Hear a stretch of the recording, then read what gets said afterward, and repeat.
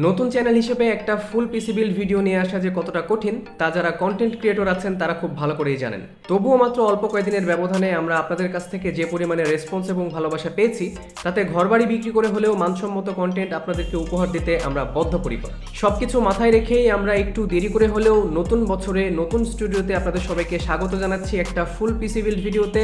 সাথে থাকছি আমি শাওন এবং আপনারা দেখছেন KeyFrame।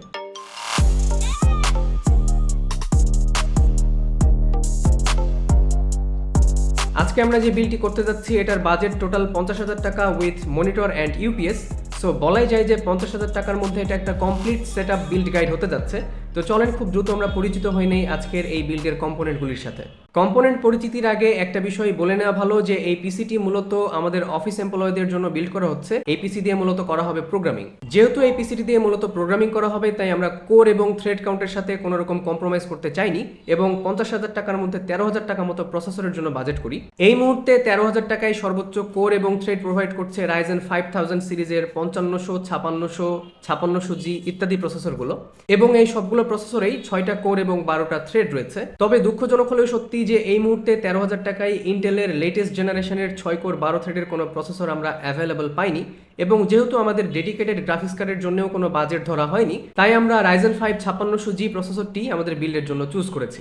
এরপর মাদারবোর্ড হিসেবে আমরা চুজ করেছি MSI B450MA Pro Max 2 Micro ATX একটা মাদারবোর্ড। এটা একটা এন্ট্রি লেভেলের মাদারবোর্ড, এতে একটা NVMe স্লট এবং 2টা RAM স্লট রয়েছে এবং Ryzen 5 5600G কে ফুল পটেনশিয়ালে রান করার জন্য এই মাদারবোর্ডটাই যথেষ্ট।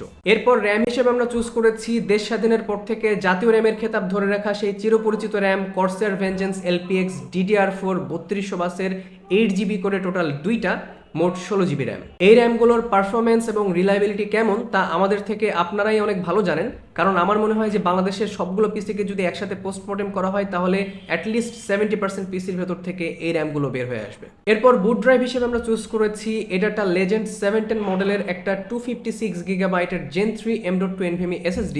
বাজারে আরও অন্যান্য পপুলার M.2 SSD থাকতে আমরা কেন Adata LEGEND 710 চুজ করেছি এর পেছনের রহস্য আপনারা ভিডিওর মাঝখানে কোনো একটা সময় জানতে পারবেন। এবার সবগুলো কম্পোনেন্টের খাদ্য যোগান দিতে পাওয়ার সাপ্লাই হিসেবে আমরা চুজ করেছি Gamdias AURA GP 450 মডেলের 450 ওয়াটের একটা পাওয়ার সাপ্লাই।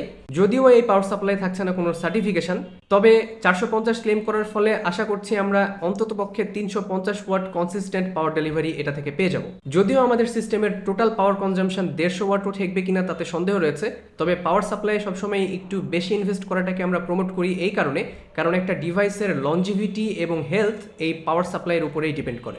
এরপর কেসিং হিসেবে আমরা চুজ করেছি MaxGreen ব্র্যান্ডের একটা ATX কেসিং, যার ফ্রন্ট প্যানেলটা ম্যাশ এবং সাইড প্যানেলটা টেম্পারড গ্লাস। কেসিং চুজ করার সময় একটা বিষয় সবসময় মাথায় রাখতে হবে যেন এয়ার ফ্লোটা ঠিকঠাক মতো হয়, কারণ একটা ডিভাইসের সবথেকে বড় শত্রু হচ্ছে টেম্পারেচার এবং দ্বিতীয় বড় শত্রু হচ্ছে ধুলাবালি। তাই এয়ার ফ্লোটা যেমন জরুরি তেমন মাঝে মাঝে ধুলোবালি ক্লিন করাটাও অনেক জরুরি। ফাইনালি মনিটর হিসেবে আমরা চুজ করেছি Dahua ব্র্যান্ডের 22 ইঞ্চি 100Hz IPS প্যানেলের একটা মনিটর, যার মডেল Dahua LM22-B201S। কম্পোনেন্ট পরিচিতি শেষ। আমরা সবগুলো কম্পোনেন্টের বাইং প্রাইস আমাদের ডেসক্রিপশনে দিয়ে রাখবো, সো আপনারা সিমিলার স্পেক্সের কোনো বিল্ড করতে চাইলে এখান থেকে হেল্প নিতে পারবেন। Okay, now it's time for assembly.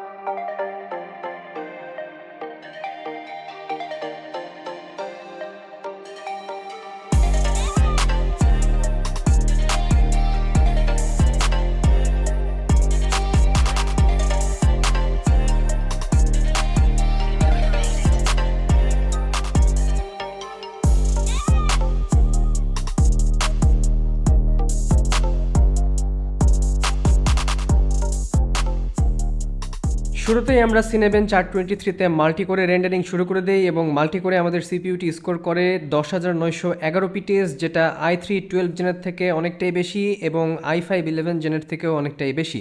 এবং সিঙ্গেল করে আমাদের সিপিইউটি স্কোর করে 1425 পিটিএস, যেটা i3 12 জেনের চেয়ে স্লাইটলি কম হলেও i5 11 জেনের চেয়ে অনেকটাই বেশি।